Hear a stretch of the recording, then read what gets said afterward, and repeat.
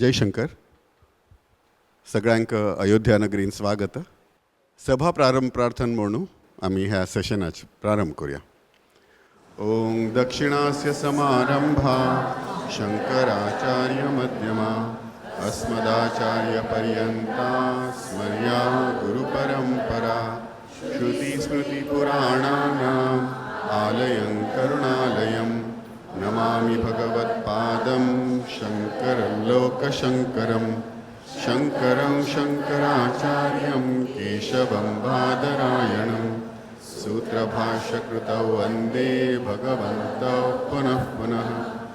ईश्वरो गुरुरात्मेति मूर्तिभेदविभागिने व्योमवद्व्याप्तदेहाय दक्षिणामूर्तये नमः.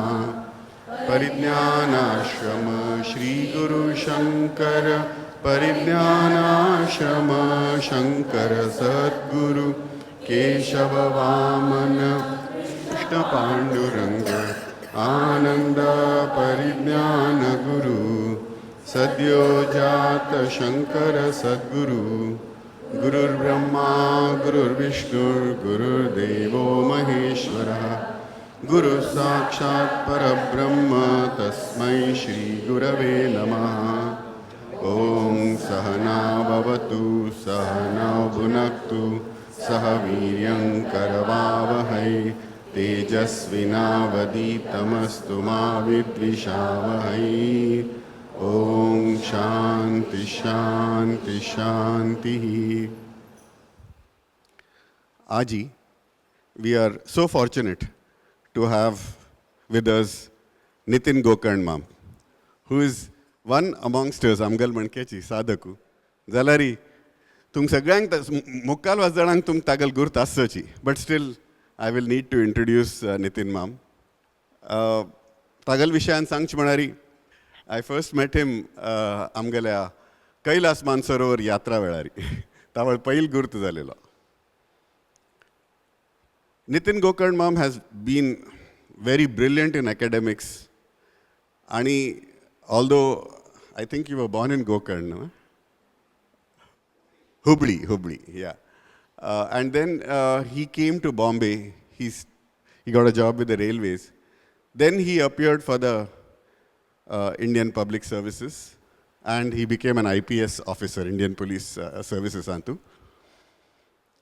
But he was not satisfied with that. And then he went on to appear for the again the public services exam and joined the IAS. Magdisa, if I remember correctly, when you came to Kailas, you were heading the coffee board, no? If I recollect, yeah.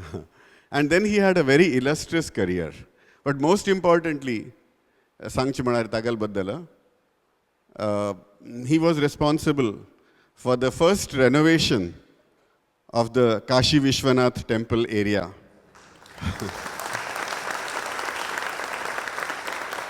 Some of you would have probably yatra kornashap was Kashi Vishwanath Mastamakshi. But I remember long back. But when Nitin Ma'am became the collector of Varanasi, he made huge changes there. Before this corridor project came into play, he had already introduced a lot of changes, made a lot of renovations in and around the temple, making the access to the temple much more cleaner and much more accessible. I recollect going there when he was the collector. Subsequently, he was also asked when the Prime Minister's corridor project, Kashi Vishwanath corridor project was introduced, he was also asked to take it over and take it forward. And you know, what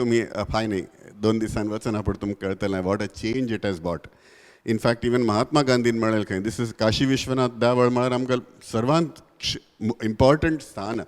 The access was so bad, and the sansan gali antanani was kapadtala. Ishi kitl tras jata hangwatsu karte devla antu munu. So, I mean, I believe that was when Nitin Ma'am introduced undertook the first renovation project. Rani Ahilya Bai Holkar and the Deval Bandana put the first to change Tanaj Kerel. So we are very fortunate to have him with us. He recently retired as the Principal Secretary of the Public Works Department.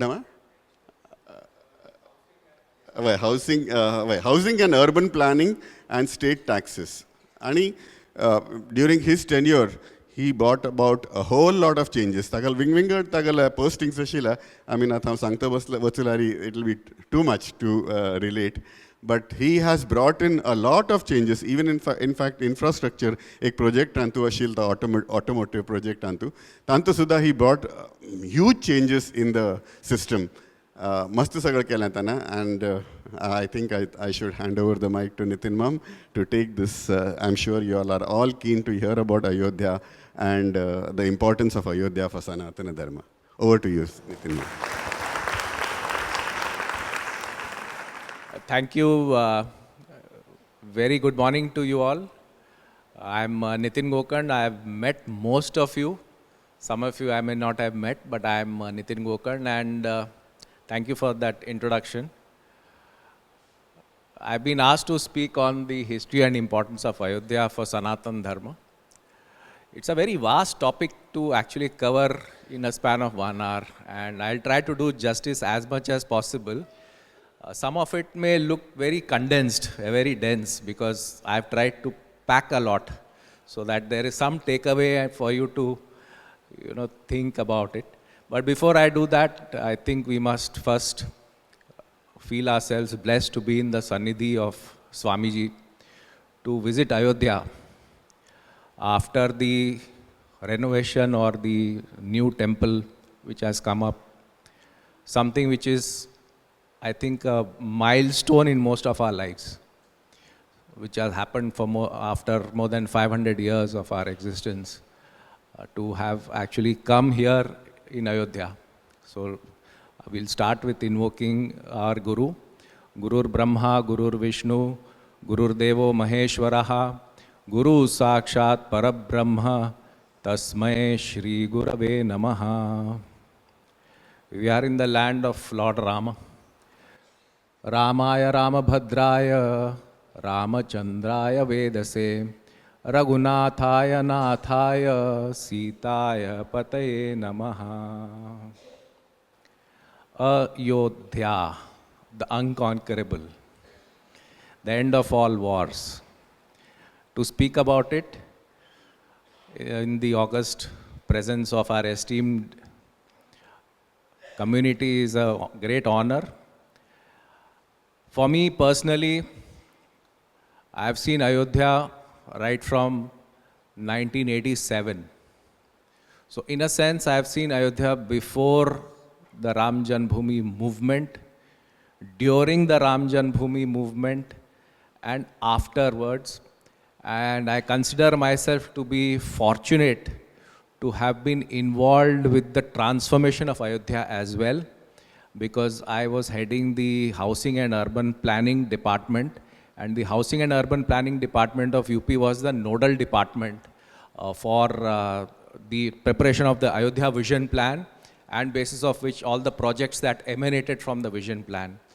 So most of these projects that you see on ground, that you can blame me for, the roads, the infrastructure improvement, the gullies, the bridges, most of them were planned and executed during my tenure in the Housing and Urban Planning Department. I've come here innumerable numbers of times and had the occasion to present the progress and monitoring also before the Honorable Chief Minister on several occasions here in Ayodhya.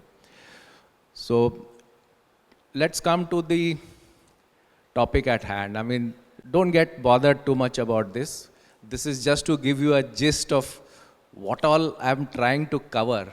We'll start with what Sanatana Dharma as what we understand is. Because a lot of us have this thing is, what is Sanatana Dharma? How is it? Is it Hinduism? What is Hinduism? What is Hindutva? So I'll look at what people look at typically as what Sanatana Dharma is. How Ayodhya is in Vedic literature. Of course, Ayodhya in Ramayana, Ayodhya in Mahabharata, importance in Puranas. The Bhakti movement in Ayodhya, of which Ayodhya was the fulcrum of the Bhakti medieval movement. What is the archaeological evidence Ayodhya, how it has evolved as a sacred place. Then several people who have written about Ayodhya, starting from Hans Becker to Thomas Waters, Tiefenthaler, gazetteers of Ayodhya, Meenakshi Jain, and some of you who are history students, Meenakshi Jain and Lord Rama. What is the sacred geography of Ayodhya for us to understand? Because Ayodhya is also a representation of the sacred cosmos, how it is on ground today. So when you look at Ayodhya, how the mandal of Ayodhya is organized, then Ayodhya revisited a different take on history by my good friend Kishore Kunal, who's of course no more now. Ayodhya's Vedic heritage, symbolism of Ayodhya, what does a temple stand for? How does it symbolize? What does it symbolize for us? Then astronomy and Ramayana, how you can actually look at the Ramayana and the various references in the astronomy and how you can actually date the events if you run it as a software program in terms of how the planetary configurations are. Ram Janmabhoomi dispute, some of us are familiar with. The literary depictions of what Ayodhya is, what modern day Ayodhya, what you see around, what is the significance for us as Sanatana Dharma or Hindu followers of the Ram Mandir, and how it has transformed our consciousness. Of course, I got caught in a traffic jam just outside here. I thought on a Sunday I wouldn't find a traffic jam in Ayodhya outside, but in the morning it was so wide, and now I said, oh, this is now a road which looks small. It can't hold this kind of a traffic. So that's the significance of the Ram Mandir today for all of us.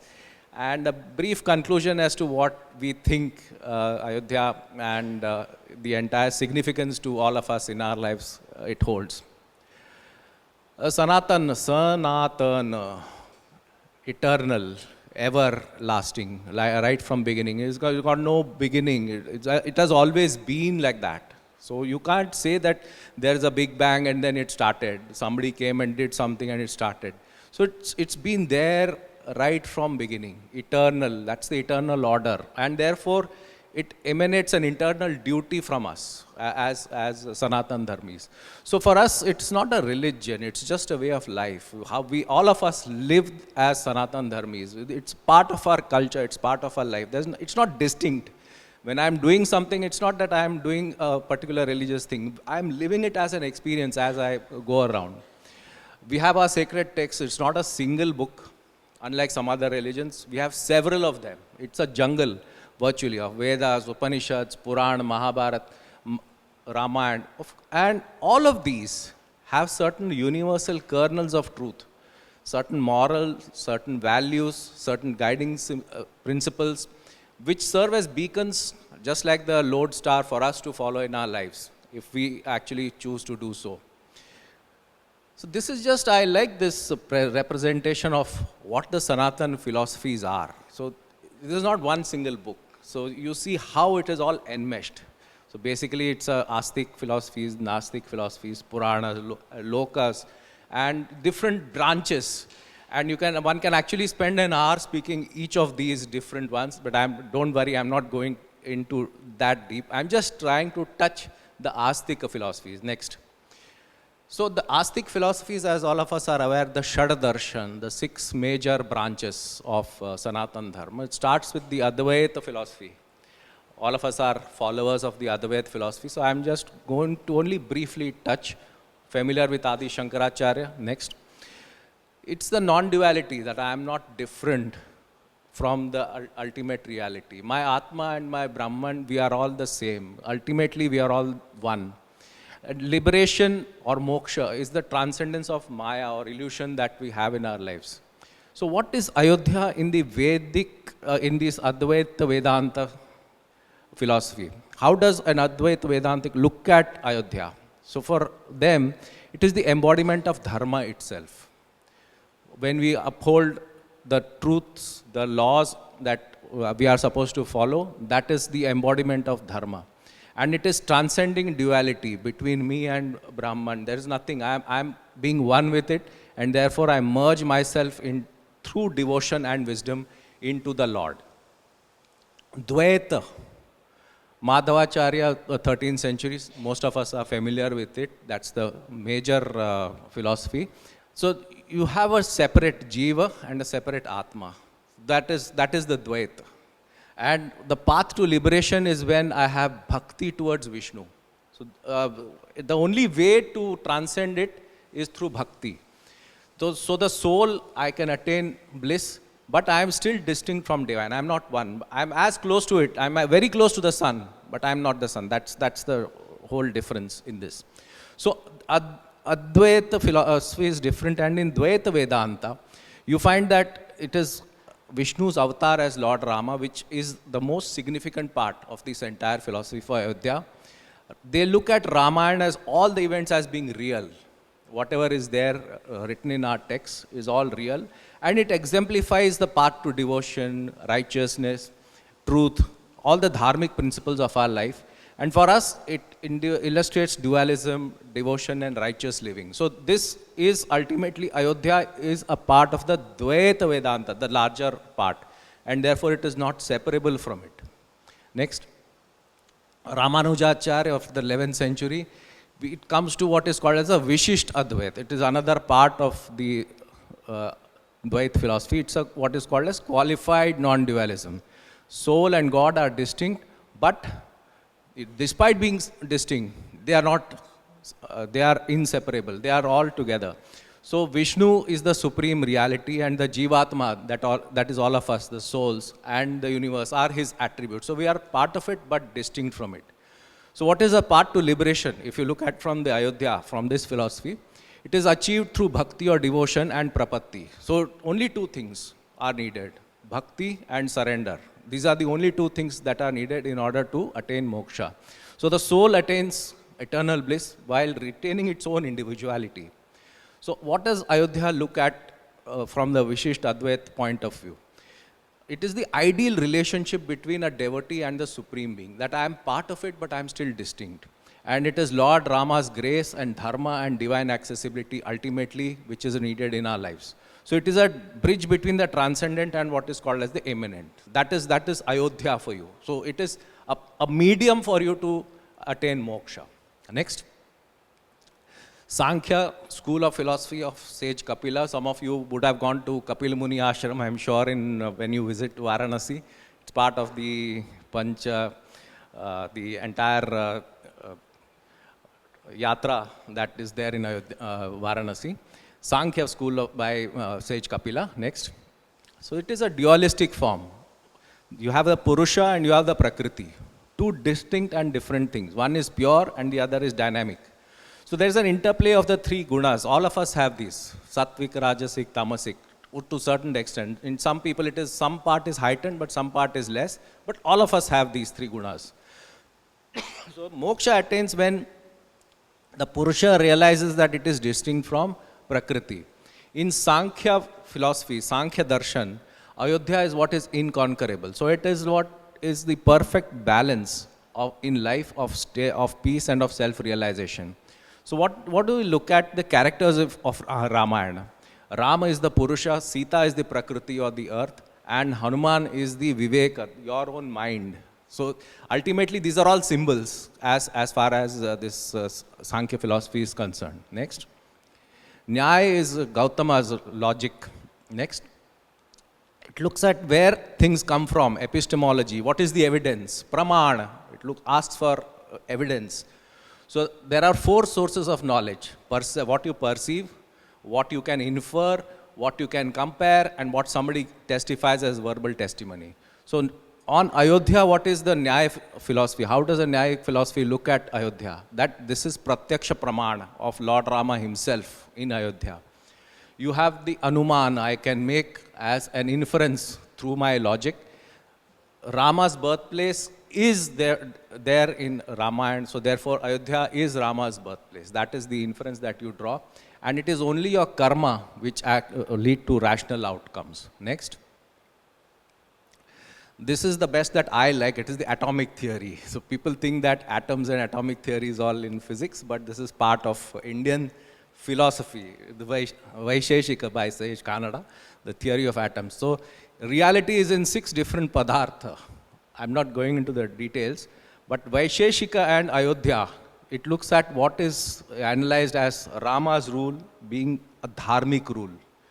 Therefore, Ayodhya is the triumph of dharma over everything else. It is the righteous action, the karma and dharma, and it is Rama's rule called Ram Raj, and therefore a perfect cosmic order for everyone to be there. Next.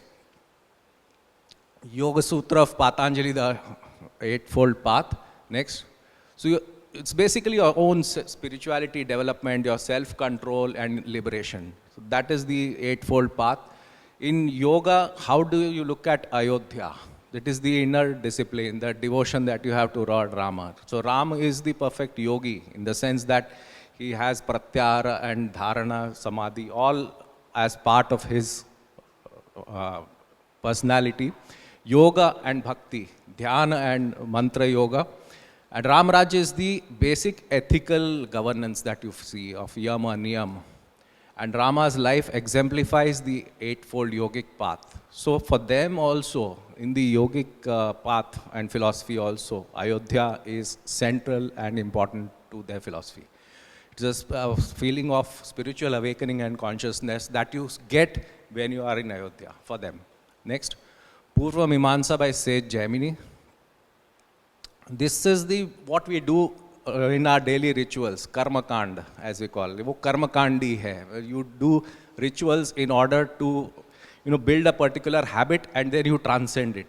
So that is the dharmic Vedic authority. So Purva Mimamsa and Ayodhya is the righteous governance by doing the acts daily. Of course, the two major yagyas happened here. Putra Kameshti Yagya. Some of you would know the place. Anybody knows where the place is in Ayodhya? Makoda Dham. Anybody heard of it? Not very far from here. It's in my earlier district where I used to be, Basti, just across the river. I've served in this area also, by the way. So Makoda Dham is where your Chaurasi Kos Parikrama actually starts from. And that is where Dashratha did his Putra Kameshti Yagya in order to get the four sons. And of course, Ashwamedha Yagya, all of us are familiar with. So Ayodhya is an example of a Vedic society as far as this is concerned. Purva Mimamsa. Next. Well, what is there in Vedic literature in Ayodhya? You find in Vedic literature only in Rig Veda and in Atharvaveda. Rig Veda also, it is not a direct allusion to Ayodhya. Rig Veda doesn't mention Ayodhya by name. But in terms of its overarching principles of what Ayodhya stands for, Rig Veda mentions it. Next. So in Valmiki Ramayana, that is the origin of what we understand, what we grow up reading Ramayana, the Sanskrit-based Valmiki Ramayana, where Ayodhya is the birthplace of Lord Rama. It is the epicenter of his early life and what all he has done. The Ayodhya Khand, as they call it, it describes the city's grandeur in terms of the urban planning. Those of us who've been in the urban space, you want to read about how Ayodhya was, the 7 concentric circles, how beautiful the roads were, the trees were. You should read Valmiki Ramayana to understand Ayodhya as urban planning space. Not what it looks like today. That is an aspirational thing. But this is where the whole mission for Ayodhya started, the urban planning of Valmiki's time. So the key themes and events, all of us are familiar with Ram's exile, the truth, dharma, yagya, rituals, everything that was done.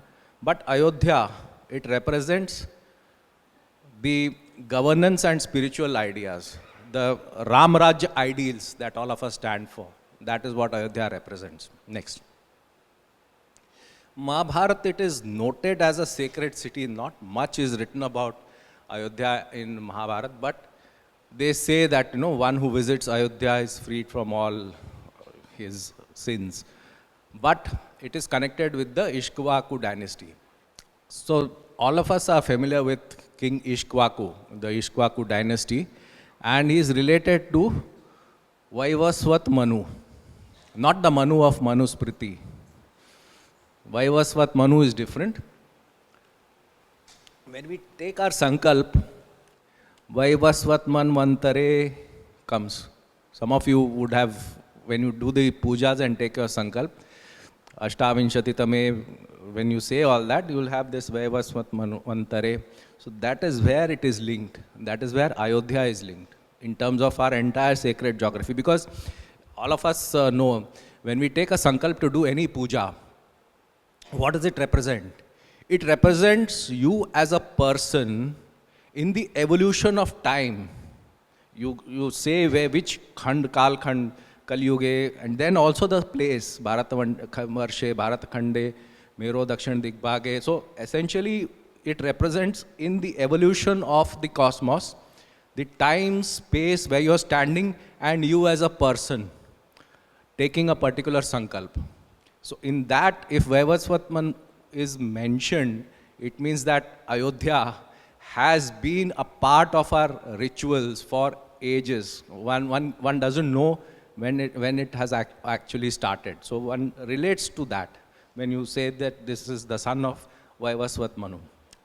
So Ram Raj is the ideal governance that it stands for in Mahabharata. Next. Vishnu Puran mentions Saket. It doesn't mention Ayodhya. I'll come to this debate between Saket and Ayodhya. It's a very interesting debate for those of us who are academically inclined. Purana mentioning Saket. I mean, it's a two total different dichotomies. And it's the capital of Ishkwaku dynasty, a center of Dharma, pilgrimage place. And it has got its architectural legacy as being all the temples devoted to Lord Rama. Skanda Purana. Now, who is Skanda? Anybody? Kartikeya. So, Skanda Purana is a representative of what Skanda mentions as the dialogue between Lord Shiva and Ma Parvati himself. So, it is a recitation of what he remembers as the dialogue between his parents that comes out as Skanda Purana. And what does the Skanda Purana say? It has got a specific part in the Skanda Purana called as the Ayodhya Mahatmya. Now, these are two very important documents on Ayodhya. Because the entire judgment, if you look at the Ram Janmabhoomi dispute, was based and delivered on the Skanda Purana and the Ayodhya Mahatmya, on the basis of the temples and the location of each of these in the sacred cosmos of Ayodhya. So that is the antiquity of the Skanda Purana and the Ayodhya Mahatmya. And it comes from a time which nobody knows. Next. Bhakti movement, Goswami Tulsidas. Some of us have visited Kashi. Have you gone to Tulsi Ghat? Some of you who have got the time should try and go to Tulsi Ghat, because Tulsi Ghat, where Tulsidas ji used to stay, has got the original Ramcharitmanas kept with the Mahant. Some parts of it, as also a part of the boat that Goswami Tulsidas used, because he never had a bath or did his Nitya Karma on this side of Kashi. He used to go on to the other side of Kashi on the boat to do that. So a part and fragments of that boat and the Ramcharitmanas are still kept there. So original Kashi Vasis do not have a bath or do not have that Nitya Karma within the precincts of Kashi. Just for your information. Next. So this is the 16th century Ramcharitmanas, of course written in Awadhi. And this broke the entire Sanskrit dominance on religious writings. Because before Goswami Tulsidas, in entire North India, all religious writings were only in Sanskrit. Whereas the local people used to speak Awadhi. If you go to the villages today also, you find people speaking Awadhi. And there, people in that time looked down upon Ramcharitmanas, saying that, this is not in Sanskrit, it is in Awadhi. But despite that, this, if you look at it from a subaltern to a, what would I call, a more privileged society, it was the revolt of the subaltern against the dominance of the Sanskritized order of society. And that is where, what is the importance of social movement, therefore, broad-basing Ramayana across North India, using people's own language that one is familiar with. That is what the importance of Goswami Tulsidas' revolution is. And that is where his movement of the bhakti and devotion to Lord Ram actually starts. So Ayodhya became the spiritual epicenter of the entire Ram Bhakti movement at that time. And it led to a cultural integration, spiritual and literary revolution of sorts. If you have read, has anybody read Goswami Tulsidasa's Ramayana? If not, you must read it just to understand how he has characterized each of the various individuals, to understand the character of human beings, the way he has described it, immaculate.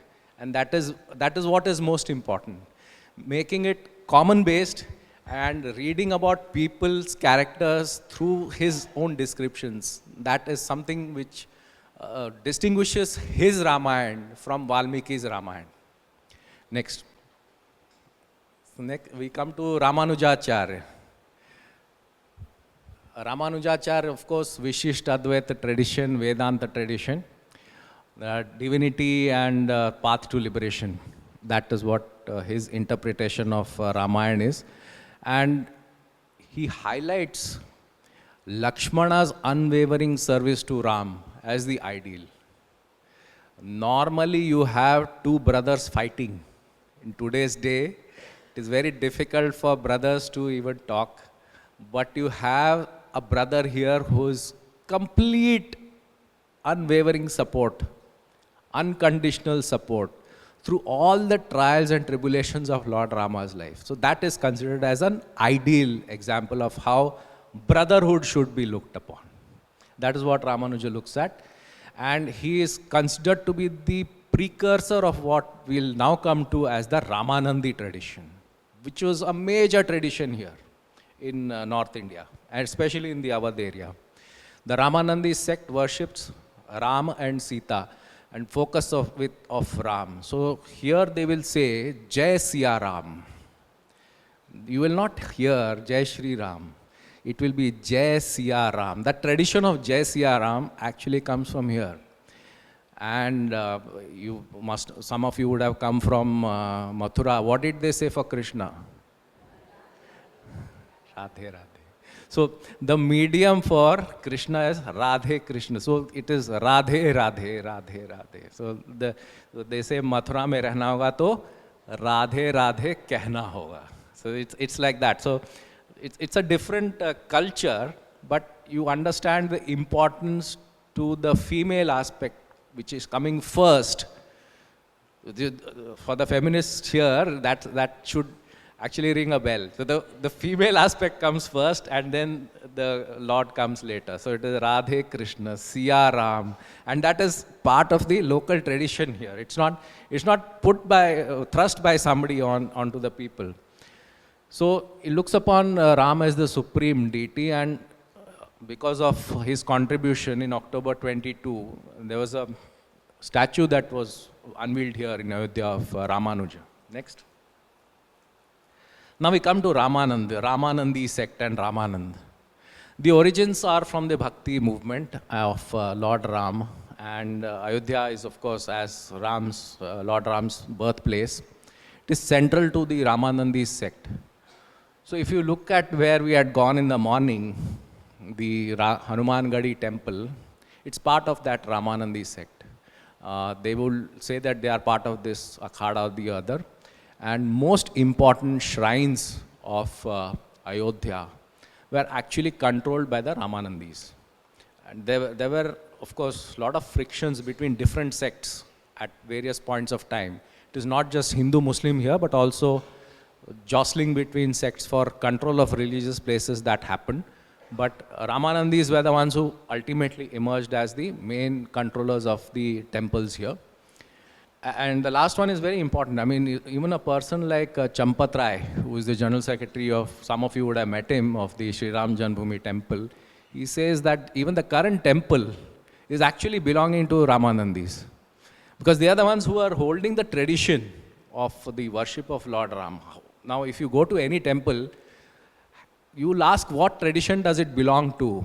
Who are the priests and what tradition do they follow? So in the Ram temple here, the tradition is that of the Ramanandis. So ultimately, this temple of Lord Shri Ram is a Ramanandi tradition temple. Next. Sant Kabir. Now, why Sant Kabir and Ramanandi? Anybody? Any guess? Yes, exactly. Kabir was a Ramanandi, but there's a dispute to that. You know what the dispute is? Kabir wanted to become a Ramanandi, and Ramanand never accepted him formally and initiated him as a Ramanandi. And the story goes that you will be probably seeing Panchaganga Ghat on your way to Raja Ghat. So Kabir knew that Ramanand comes to Panchaganga Ghat for his daily bath at 4 in the morning. And he slept on one of the stairs at Panchaganga Ghat unobtrusively in the dark. And when after his bath, Ramanand started climbing the steps, they are very steep steps. You can't make out who's sleeping or standing where if one is lying prostrate. And when he was climbing the steps, his foot happened to actually go on Kabir, and then he climbed the steps. So he said that was his actual initiation as a Ramanandi. That is the whole episode of initiation of Sant Kabir as a Ramanandi. But they consider the Kabir Panthis ultimately look upon themselves as Kabir Panthis, but of the Ramananda tradition. Next. So his teachings are against religious hypocrisy. All of us are aware, Kabir and is very, very clear in terms of the various hypocrisies that people follow, very clear in his ideas. But he was, although born in Varanasi, guided by Ramanand, his verses refer to Ram as the omnipresent God. Instead of saying Brahma, he says, or even belonging to the city of Varanasi or Kashi, he doesn't say Shiva, but he refers to Ram as the spiritual God, as Brahman.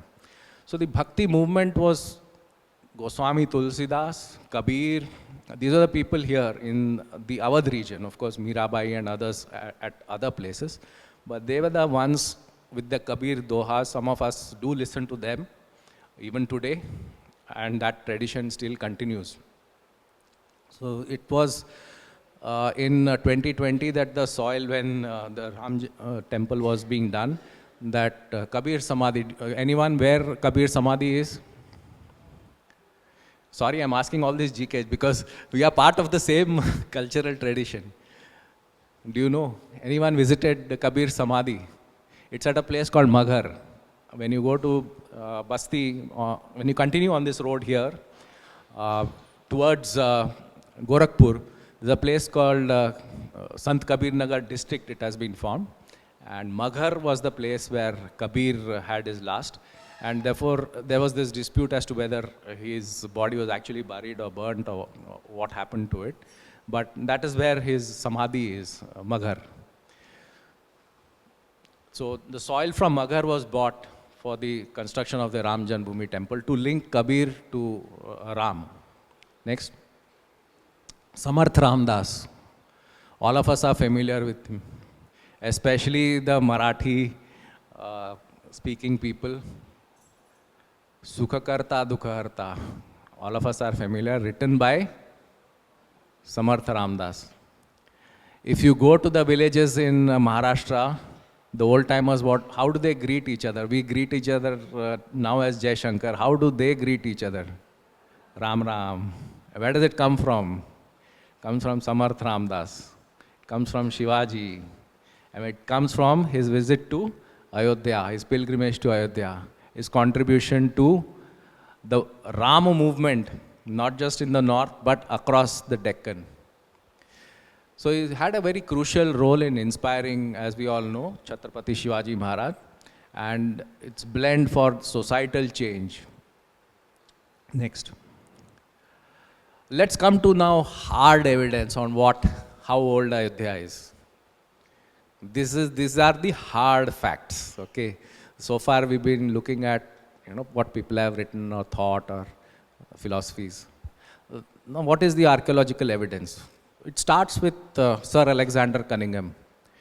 Sir Alexander Cunningham is like the Bhishma Pitama of all archaeologists in India. Whoever has read history or archaeology will tell you that. He is the Bhishma Pitama of all archaeology. He is the first Director General of ASI. He's done excavations extensively all across India. And he did one in Ayodhya as well, 1862 to 1863. He documents three places, the Mani Parbat, Kuber Parbat and Sugriv Parbat, as ancient Buddhist stupas. Note that, ancient Buddhist stupas. They don't call it Hindu structures. But the name is Mani Parbat, Kuber Parbat and Sugriv Parbat. Okay. He also notes the Hindu motifs and elements in the then Babri Masjid structure. The first documentation by a person who is not involved directly as a follower of one of the disputes. He is neither a Hindu nor a Muslim. So the third party account of, by the way, how many of you had seen the Babri Masjid when it stood? You've seen? Anyone else? No? Okay. So you missed something which was actually very significant in the entire dispute. I'll come to that later, but remind me when I come to that. The next excavation is again by another very renowned archaeologist, Professor B.B. Lal. Now, B.B. Lal ASI excavation in independent India, 1975 to 1980. He finds pillar bases beneath the Babri Masjid, saying that there would have been an ancient temple-like structure.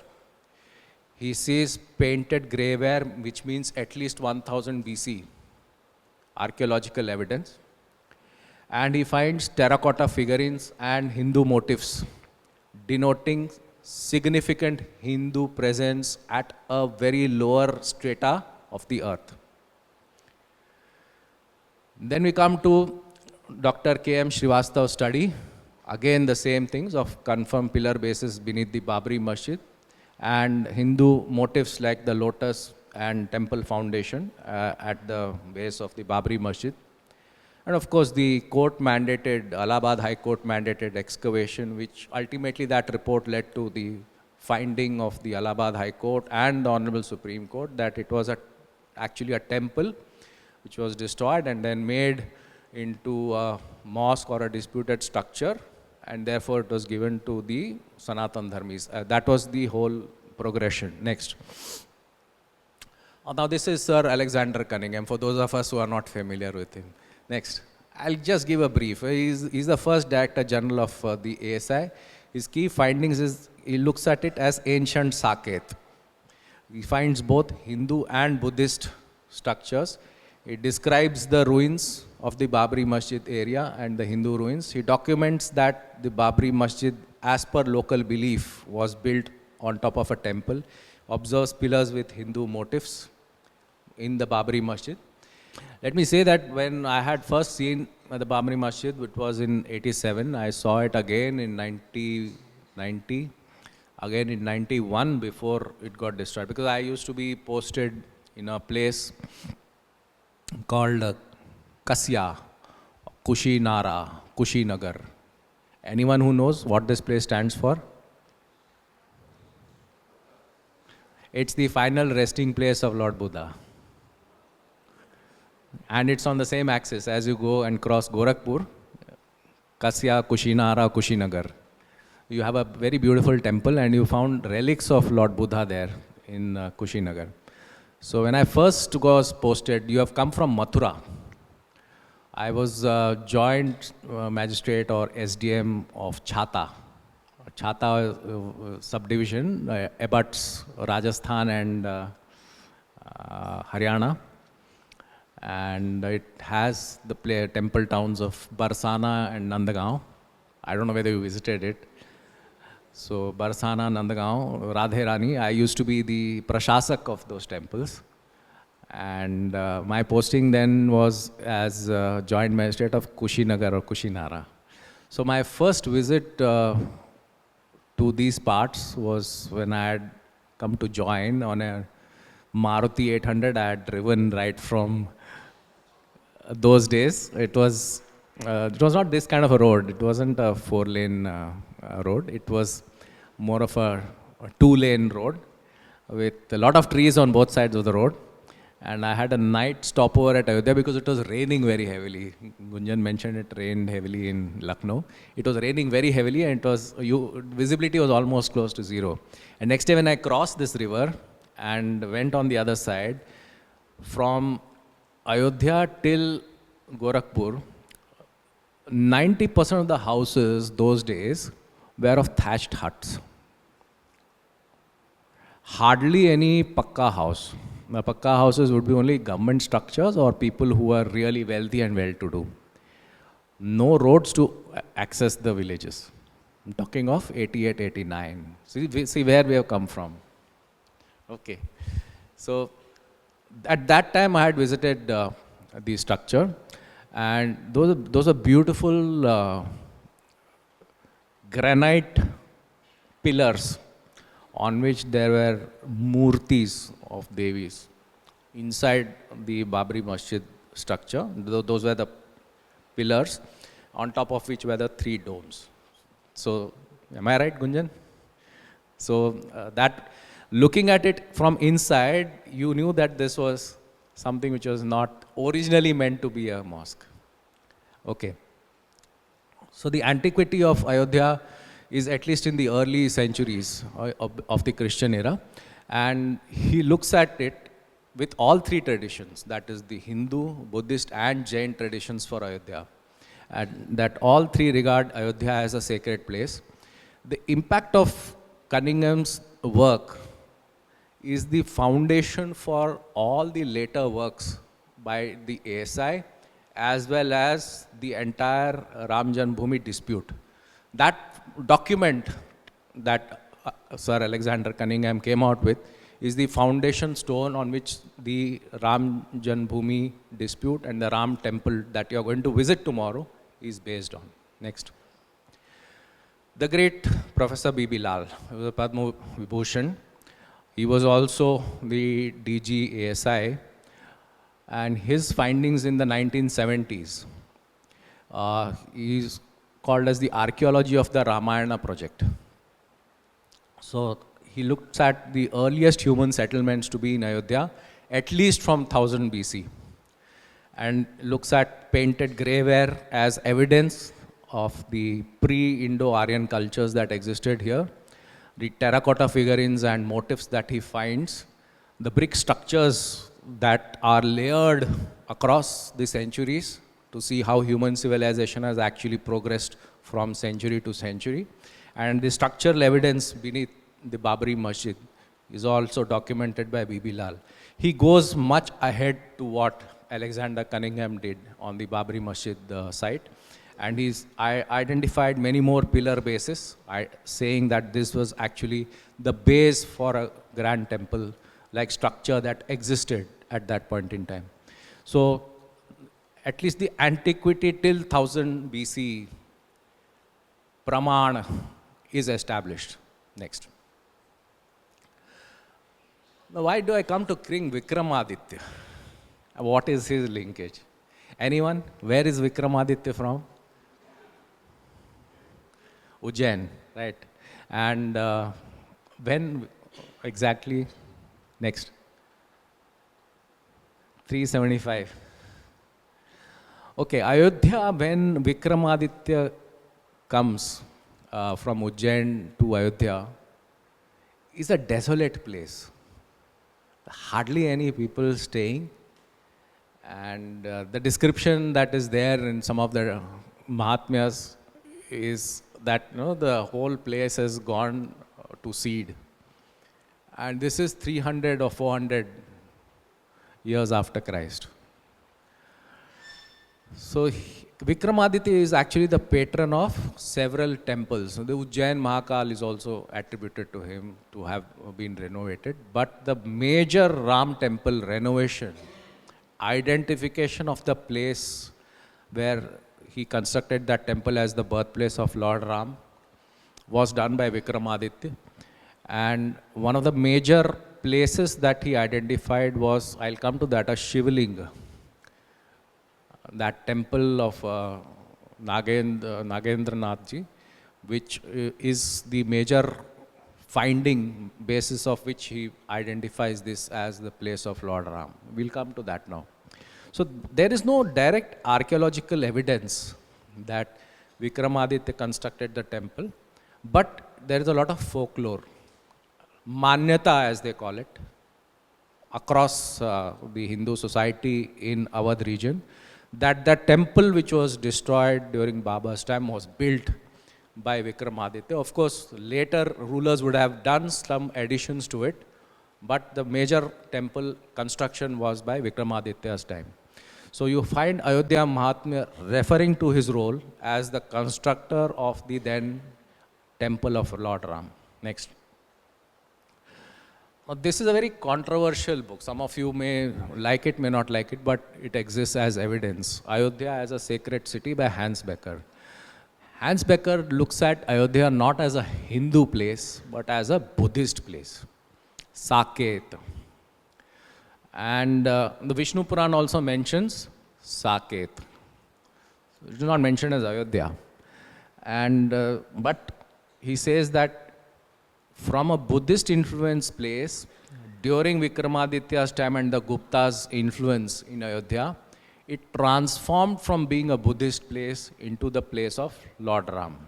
So this is one of the few transitional, what he calls as, of the civilizational transition from the Buddhist to the Hindu culture.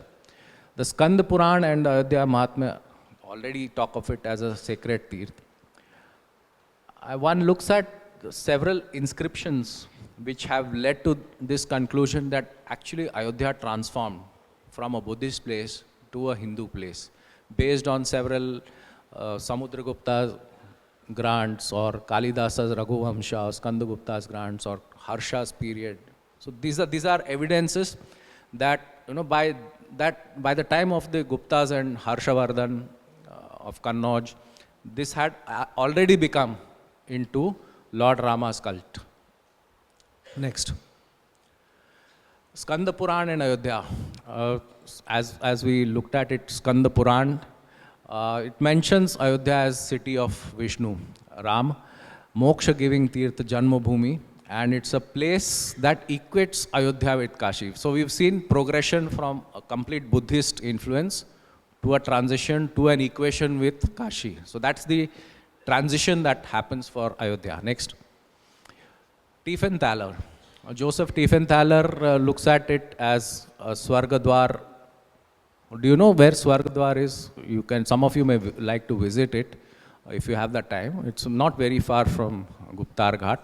So that is the place where Lord Rama is said to have ascended into heaven. So that is where Swargadwar is mentioned. I'll just show you where it is on the map as well. So the religious practices showed that Hindu devotees actually continued to visit the site on the disputed structure. Despite the mosque being there, the Chabutra always was Hindu. That was something which you would have seen. Gunjan's gone somewhere. Even when the site was disputed, the Chabutra that was outside the disputed structure was always prayed to by Hindus. Next. The various district gazetteers are written at different points in time, point to 3 or 4 major things.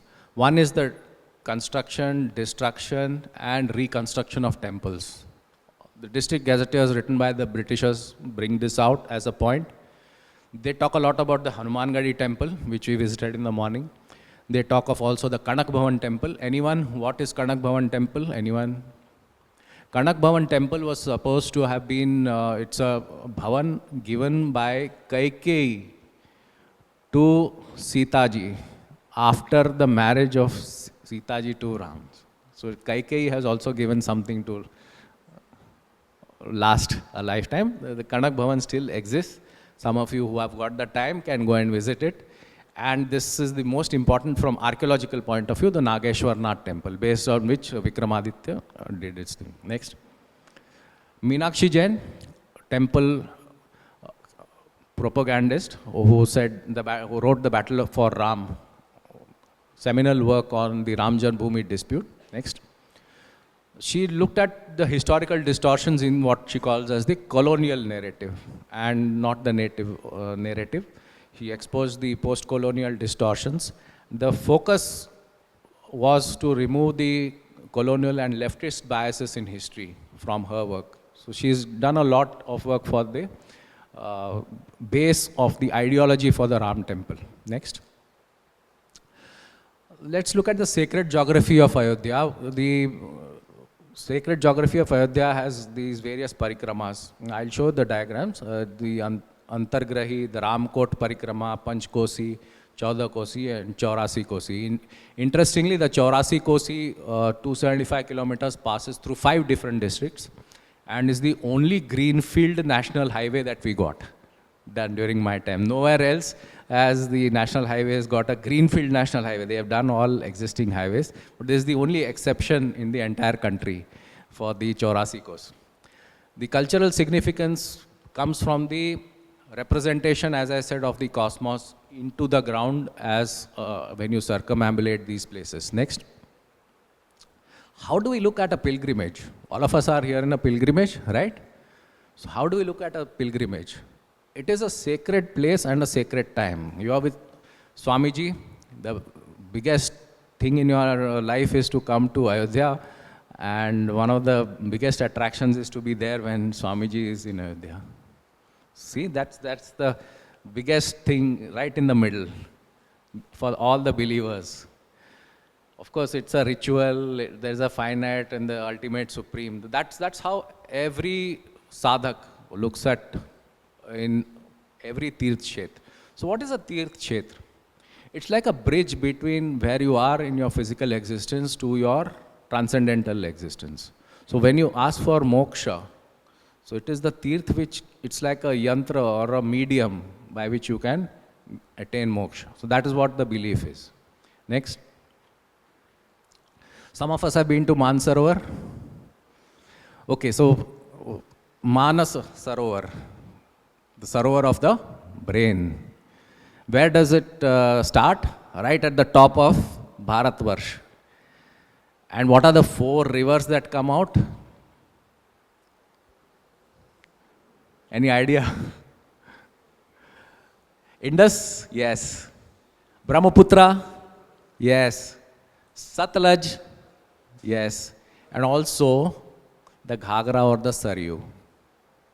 So a river that you find here has a part of its origin, Mansarovar se Ayodhya tak. You can write a book on that. Right, next. These are the Ayodhya Ghats, how the riverfront looks like. We'll be probably visiting this in the evening. There are several of these, and each ghat has got its own religious significance. I'm not going to go into the depth of these, but each ghat has got a specific relevance and importance. Next. This is the geographical importance, and Swargadwar is somewhere here in the northern side. So if you are able to go there, you can look at it as you are walking along the Saryu, that is. Next. On the northern side, Swargadwar. Next. So if you look at it again, no, geographically, it is like a Vastu Purush.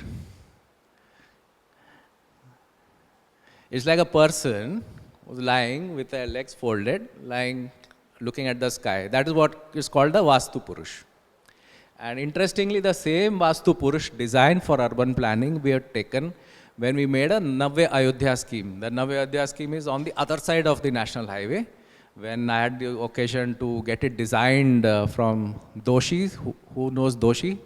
Everybody knows Doshi, who's the famous architect who just passed away. And that was his last project on Ayodhya that he did for us.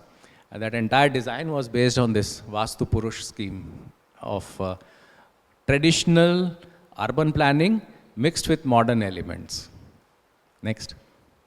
This is Ramkot of Ayodhya, how the actual birthplace, how what is located in Ramkot.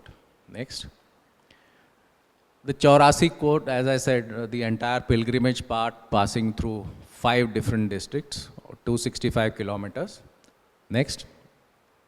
The various yatras in Ayodhya, right from the Antargrahi to the Panchkosi to Chaurasi Kosi, how it follows a particular order. The Chaurasi Kos Yatra actually starts from Makoda Ghat and ends at Makoda Ghat. Next. This a friend of mine had written on Achar Kishore Kunal. Some of you have visited Patna. Anybody visited Patna? No? So when you get off at Patna Junction, you just have to ask where Hanuman Mandir is. The biggest Hanuman temple in Bihar on Patna. You visited? That was actually constructed and looked after by Achar Kishore Kunal. He was an ex-IPS officer who took BRS and then became a sadhu and looked after that temple and did a lot of social work in terms of hospitals and education in Bihar. So he looks at the Babri Masjid dispute from another angle, saying that it was not Babur but Aurangzeb, and he has given a lot of interpretations as to how Aurangzeb was responsible for it. I'm not entering into that debate, but that is another angle as to how the debate looks at. Next. There are various Vedic heritage contributions by S.N. Arya, who looks at ancient Ayodhya and what its Vedic heritage looks like. Next. This is something I actually want people to understand from what Stella Kramrisch talks of symbolism. Why do you look at a shikhar? Shikhar darshan. Why do you do that? It represents the axis mundi, as they call it, from a symbolism point of view, based on which the entire energy of that temple or that particular aura transcends and transmits into the universe. So that is why when you look at the deity inside the temple and have darshan there, it is equally important for you to have shikhar darshan. And that is what is part of our Sanatana Dharma. Every temple will have a shikhar, it will have a dhvajastambha, and it will have what is called as a kirti mukha, a lion face. These are essential parts of temple architecture, which I think you must look at very closely when you look at temples in Ayodhya, as well as when you look at temples in Kashi. Next. Let's look at astronomy. How old is Ramayana and Ram? Well, there's a person called Professor Nilesh Oak. Some of you heard him. Nilesh Oak. What does he say about Mahabharat? How old is Mahabharat? Mota moti. What he says is 7,000 years earlier, or 5,000 years before Christ, is when Mahabharat is dated. He is actually given some dates on when the war was actually fought, as well as 14,000 years for Lord Ram. So if you go by Nilesh Oak and his astronomy and how he is looked at references to the celestial stars and run it through a computer software as to where the stars would have been on if that particular configuration has to be made and what tithi it will come to, that tithi can be brought by computer software and design to locate when exactly a particular event in the past had occurred. So Oak's conclusions are of course challenged by several scholars, but that is of course a very scientific methodology of doing it. Next. So we've seen cosmogony and its representation. This is one example that I gave. There are Saptaharis in Ayodhya. And the constellation is based on the Saptarishi. So this is how our ancients actually brought sacred space into the normal domain of our present. This is just an example that I'm giving. Like that, every place has its own history. Next. Well, I won't enter into this. All of us are familiar with the Ram Janmabhoomi dispute, but it starts from 1528, note down that date, ends in 2019 with the judgment, and today we are in 2025. So some dispute, which is almost close to 500 years, has come close, and done during our lifetime. And in our lifetime, we've had the good fortune of experiencing this. And that is what the importance of Sanatana Dharma is. It is the jungle of Sanatana Dharma which has withstood the onslaught of time and people. Next. This is what the disputed structure looked like. Next. So Ayodhya, there are more than 300 interpretations of Ayodhya. In fact, my daughter, the elder daughter is not here. She participated in an event of Ayodhya Ramayana dance, in which more than 20 countries had participated in Singapore. And the main person who played Hanuman was almost an 80-year-old person, Muslim from Indonesia. So, all the tradition of Ramayana, despite converting from one religion to another, still continues. That is the beauty of tradition. Next. See, modern day Ayodhya, these are the 5-6 places that you must visit when you are in Ayodhya. Ram Janmabhoomi, you must go. Hanuman Gadi, of course, you've gone. Kanak Bhavan, if you have the time, you can visit. Nageshwarnath temple, the basis of which Vikramaditya identified this as the place of birth of Lord Ram, and then from the Skanda Puran identified the place exactly of Lord Ram, birthplace. The Saryu Ghat. Next. This is how the Ram Janmabhoomi now looks like. Those of you who will go there tomorrow would like to explore some of the archaeological findings that are also kept. There is a place there, I don't know whether if you have the time, you can see the motifs and the sculptures, fragments that are kept as part of the museum there. Next. Of course, Prabhu Shri Ram, which we saw. Next. Hanuman Gadi, we had darshan in the morning. Next. Nageshwarnath temple. Next. Kanak Bhavan, given by Kaikeyi to Sita Maiya. Next. What is the significance of the Ram Mandir there for? Well, a lot of people can say a lot of things, but I look at it this way. Ayodhya, for more than 30-35 years of what I saw, remained arrested in time. There was no development of Ayodhya. From 87, close to 2020, nothing which had changed in Ayodhya. The mindset was the same. The development pace was non-existent. And there was no buzz about Ayodhya. The temple that you went to, Hanuman Gadi, if you had come here in 2018 or 29, before the judgment, could have just walked in. We would have not seen hardly any devotees, except for the main days of Hanumanji. Today, it is difficult to find a room in Ayodhya. Everybody wants to see the new Shri Ram Janmabhoomi temple. So that is the level of change that cultural consciousness has brought in. Everybody wants to be identified with this transformation of Ayodhya, of the temple, and through that, the cultural awakening, the spirit of the Sanatana Dharma that has seen a resurgence again through this entire movement. And I have seen the 1992 Ram Janmabhoomi movement as well.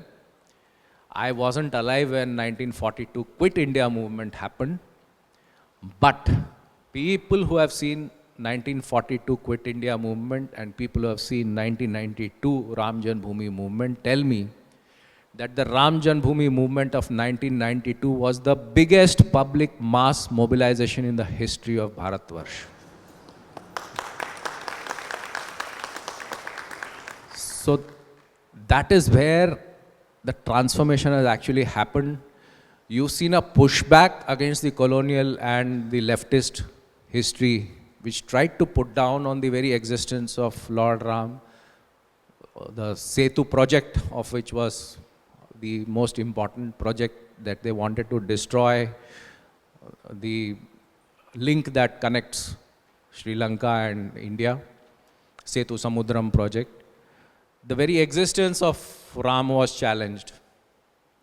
So here you had as somebody whom is revered across centuries, whose very existence is at stake, who has no home for himself, to where he is today. So let us be all very happy, be very proud to be part of this entire transformation of Ayodhya and enjoy Ayodhya, be a part of it, and I am happy that you have all chosen to come here to be part of this entire experience. Thank you.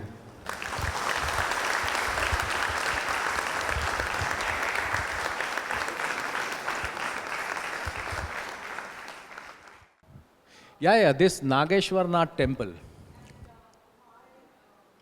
See, the Nageshwarnath temple was the only Shivalinga temple that existed when Vikramaditya came to Ayodhya. And it was mentioned in the Skanda Puran, the location.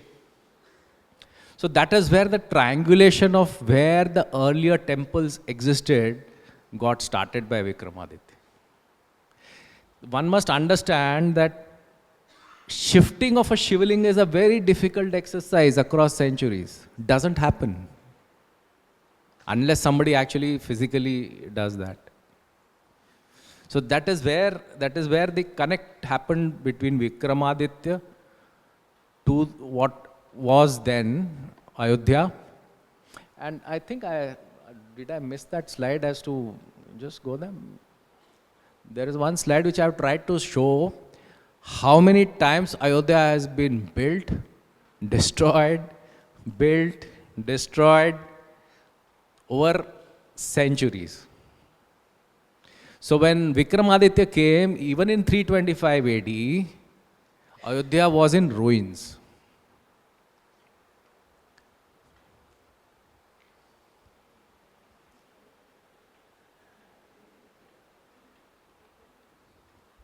Any more questions?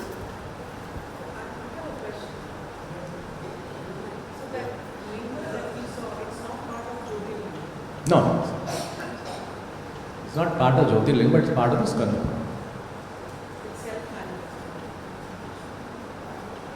Yeah, Prakash. Is there similar evidence, archaeological evidence at Somnath and Pura? Yeah. There is no. Yeah, there is.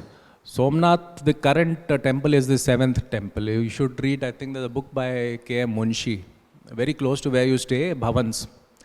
So K.M. Munshi was one of the persons who was involved in the renovation and building of the Somnath temple. And the current temple is the 7th known structure. The 5th or 6th known structure was by Ahilyabai Holkar again. Not very far from, if you go to the current temple, you can see the shikhar of the temple built by Ahilyabai Holkar. You've been there. Yeah. Iman ma'am, last question.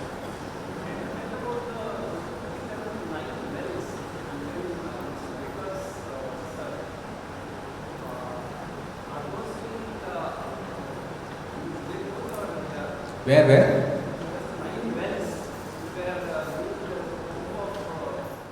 Those are pillar bases.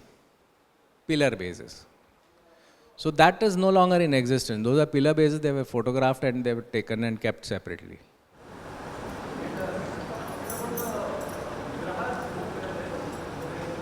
Sorry? That is difficult. Museum, whatever you find is in the museum.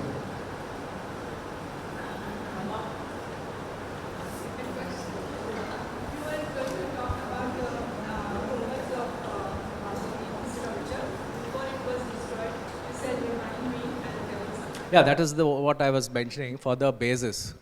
Yeah, the bases that were there, they were made of granite. See, you must realize that granite is not a rock which is found in the Indo-Gangetic plain. So it has come out from somewhere. And where does granite come from? Not from here. Very far from here. That is why you find hardly any, you would have visited Mathura, you would have visited Kashi.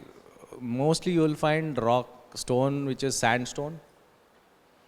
Sandstone is very common, but granite, no.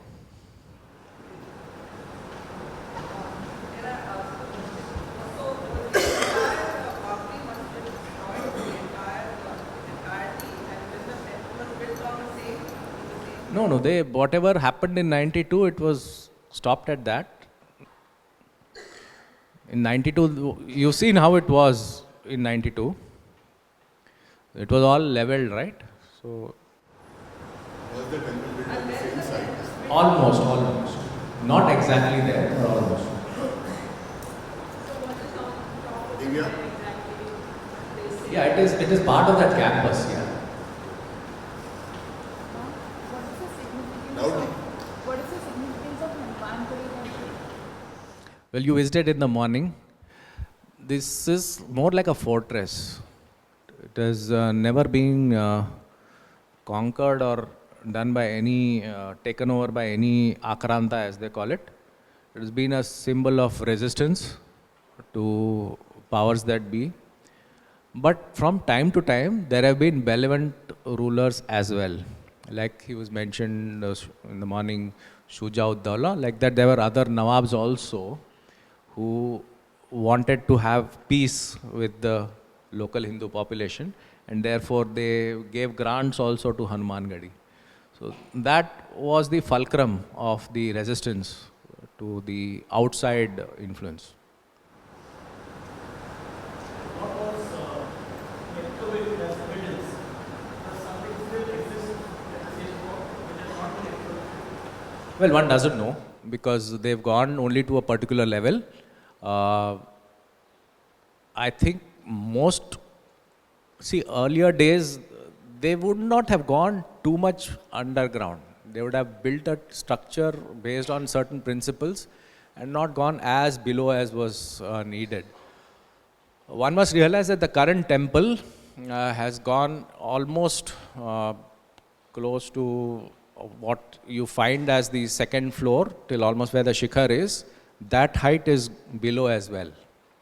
And it's been designed to withstand close to 8 on the Richter scale, and designed to last for the next 1,000 years without any problem, using all modern technology.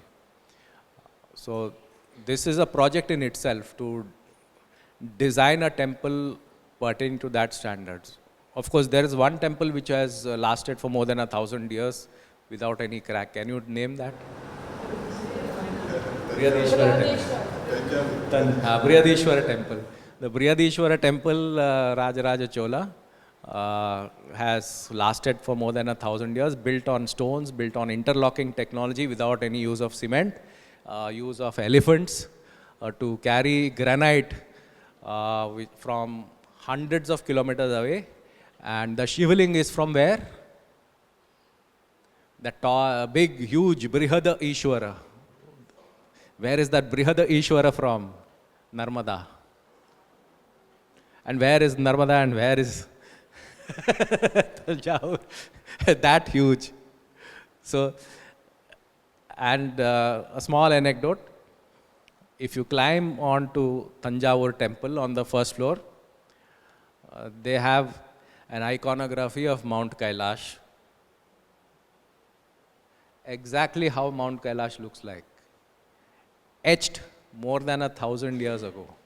So somebody has gone and visited it and knows how Kailash actually looks like. And right in Tamil Nadu.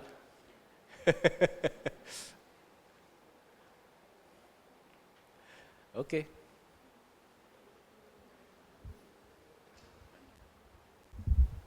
Mom, it has.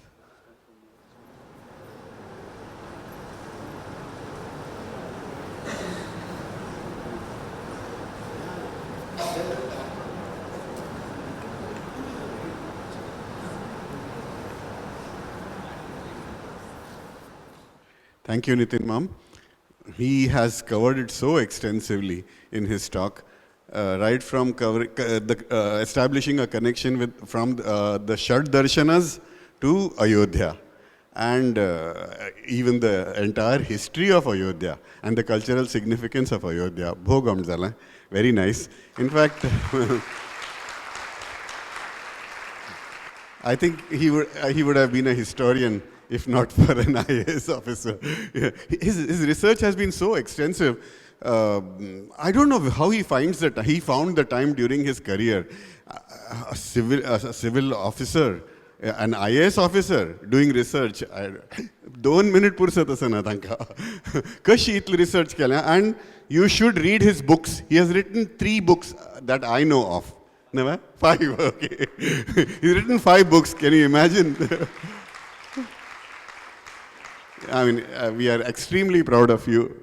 You belong to our community, and we are extremely thankful to you to have come here and talked about Ayodhya. His pet project is Kashi. You must hear him on. You have heard him about Kashi, speak about Kashi, and he speaks so beautifully about the connection with Gokarna and Kashi in his book. To me, definitely the book Vatska. It's a wonderful read. Thank you, Nitin, ma'am.